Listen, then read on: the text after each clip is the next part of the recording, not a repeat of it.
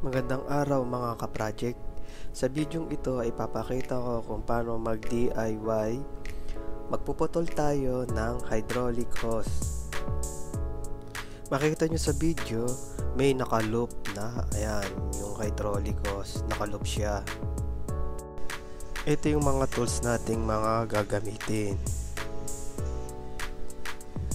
Ito, open range na 8mm.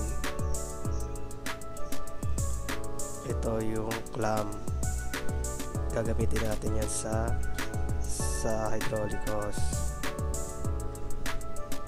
Ito yung vice grip na itang iipit natin dun sa clamp. Ayan, dyan sa clamp na yan. Ito yung pangpuputol natin sa hydraulic hose kung wala kayong special tools para sa pangputol doon. At ito yung BH90. Ayan. Kasi may BH59. Ito yung kailangan natin pang mga Shimano, Jore. Ayan. Ang brake set nga pala natin, Jore. Ito yung 2015 model pa siya. Kasi dalawang klase yung Jore. Ito yung may lock yung yung RD niya, tsaka yung wala. Yung sa akin yung walang lock yung niya, yung RD. Ito yung part na hindi pa natin napuputulan ng hydraulic hose. Ayan, makita nyo diba? Ayan, ayan. Ayan yung loop. Ayan yung tatanggalin natin. Ayan. Tingnan nyo. May makita nyo yung pag naputulan natin.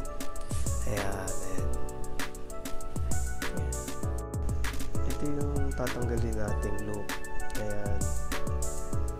Kasi yung nag-setup ng bike ko, mahaba yung hydraulic hose. Hindi niya na pinutulan. Ayan. Kaya iniino nyo na lang, inikot niya na lang.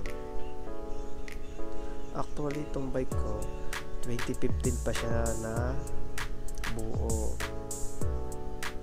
Ayan, dati wala pa tayong alam sa mga pagbubuo o yung pag ng mga setup ng bike.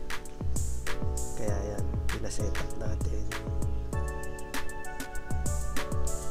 Kaya ngayon ay naisipan ko tanggalin na lang itong loop, iksian yung